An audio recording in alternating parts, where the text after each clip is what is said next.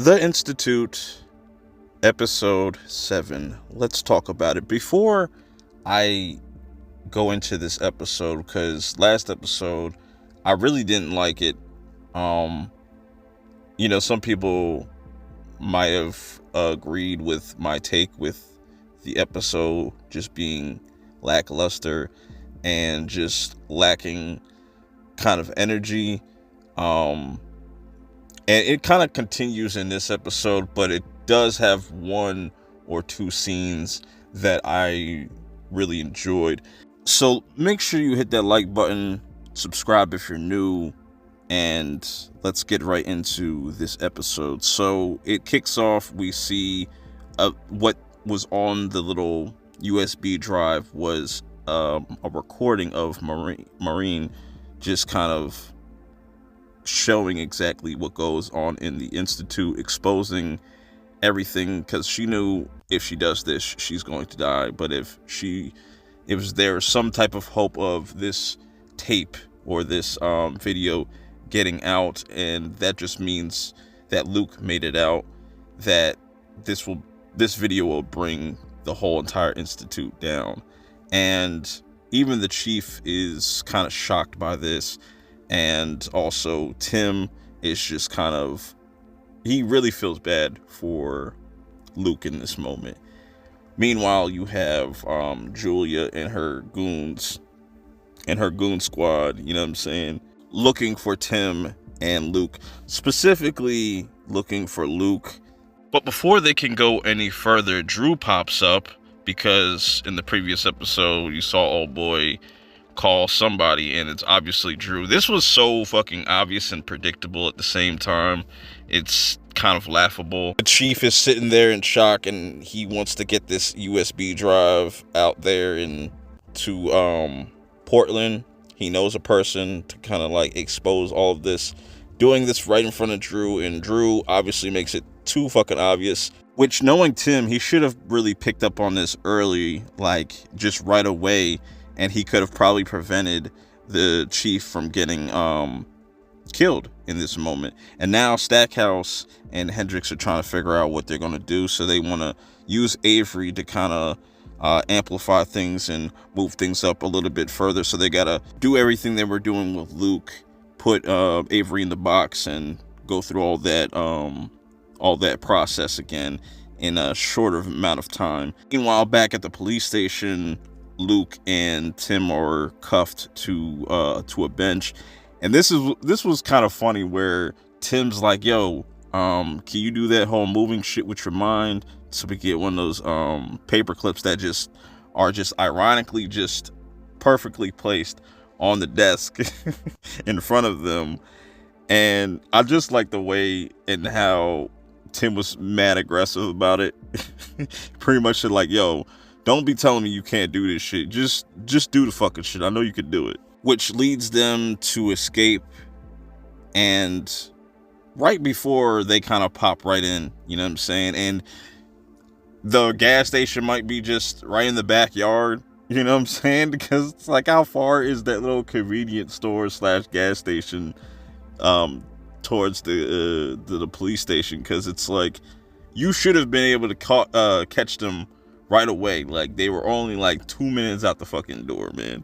There's no way that shit is still fucking, whatever. So they go to old boy that Tim helped save, the convenience store owner and whatnot. He tells him to hide in this underground little bunker thing they got until she kind of goes away. And they don't even do a thorough search or nothing. Like I said, there's no like urgency, man. But I guess it's whatever. Anyways, to some better scenes, you know what I'm saying? We get the scene of Avery now in the box, and they're torturing a little guy. But then he gets this moment, and he's like, "Oh, I understand now." Just breaks the fucking glass on some fucking Shaquille O'Neal shit. And Hendricks is just kind of blown away by this. Avery is passed out at this point, but he has pretty much fully like kind of unlocked his ability, so to speak, and it's going to be interesting to see what ends up taking place in the next episode, because it's definitely teasing something. On the other side of things, you have Luke feeling that shit. He felt that shit. He was just like, what the hell? And maybe something kind of tapped in, like something, unlocked in his brain at the same time, where he has that ability. He can kind of amplify everybody else's kind of power, and they're a lot stronger together. He even mentions this when he's over at the back half, and Hendrix and Stackhouse are just two bumbling idiots trying to figure out what the fuck to do in the situation, how to get control of Avery.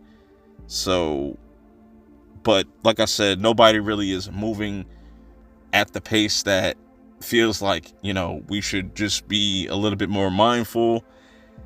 And the funniest thing about this whole back half scene where you have Shaw, she's kind of just in a vegetative state or in like a trance, and it takes Avery to kind of wake her up, and she's talking about, oh, there's no way to escape. I'm like, bull fucking shit.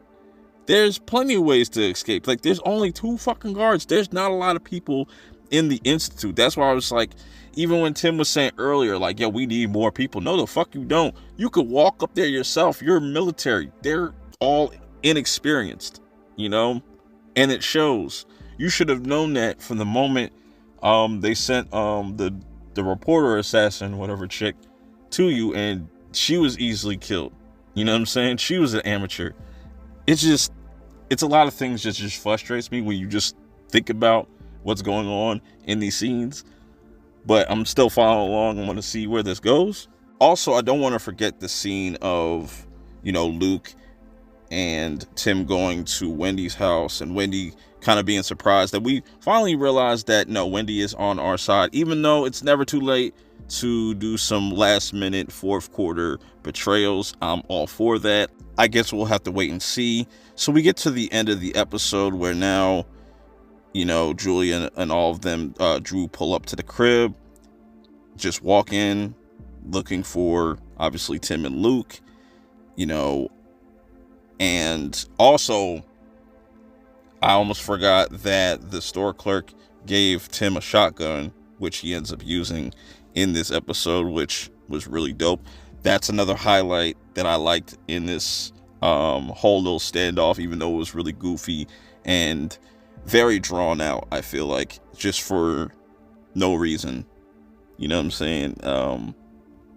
Certain things worked, other things just didn't. What did work is seeing Drew finally get his ass popped. You know what I'm saying? Even though, like I said, this is a second time where we have like a really messy kind of standoff where it just comes off really unprofessional, just doesn't come off realistic at all. It's like I was kind of waiting for, what would have been a shocking moment is if Wendy ends up getting killed in this whole entire kind of standoff instead of Drew, or maybe Drew is the next one to kind of get knocked off if it was both of them. You know what I'm saying? Like, they're in this kind of tussle. You know what I'm saying? Wendy tries to fight him off and ends up shooting her. You know what I'm saying? Because she's wrestling with him. That would have been crazy. You know what I'm saying? But then they end up putting the shotgun onto Julia, and this is where Julia kind of just lets everything be known what they're actually doing.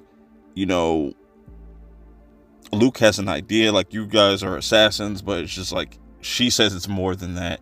It's more so preventing, like, the end of the world 9 years from now, like killing certain people or offing certain people's parents and stuff like that for the greater good. And I'm just like, this scene just does not fit just with just everything that's just been kind of going on. It just doesn't work for me. You know what I'm saying? And her just kind of expressing how she feels and just be like, oh, this is why I am the way I am. This is why I have no time to feel sympathy or emotions for your parents, which is cold. It's cold, but it's just very inconsistent for me.